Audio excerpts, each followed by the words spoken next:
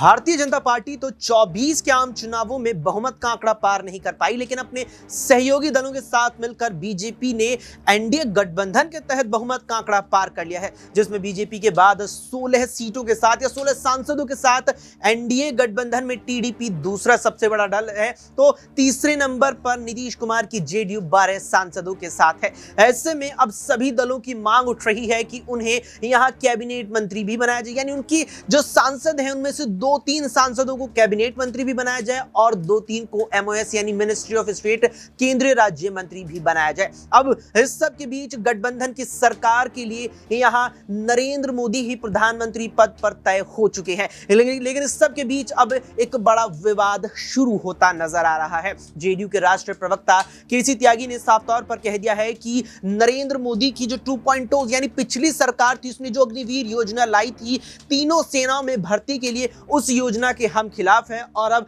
NDA की ये वाली सरकार उस योजना को खत्म करने पर विचार करेगी। इसके अलावा केसी त्यागी ने क्या कुछ कहा, जरा सुनिए इस वीडियो में। अग्निवीर के रिव्यू को लेकर आप मांग करिए। अग्निवीर योजना को लेकर के मतदाताओं के एक हिस्से में नाराजगी रही है। हमारी पार्टी चाहती है कि विस्तार से उन कमियों खामियों को दूर किया जाए जिसको लेकर के जनता ने सवाल उठाए। यूसीसी पर भी क्या यूनिफॉर्म सिविल कोड पर पार्टी के राष्ट्रीय अध्यक्ष होने के नाते विधि आयोग के अध्यक्ष श्री चौहान को मुख्यमंत्री चिट्ठी लिख चुके हैं। हम इसके विरुद्ध नहीं हैं, लेकिन जितने भी स्टेक होल्डर्स हैं, चाहे मुख्यमंत्री हो, चाहे डिफरेंट पॉलिटिकल पार्टीज हों या डिफरेंट सेक्ट्स हों, उनसे बातचीत करके इसका हल निकाला जाना चाहिए।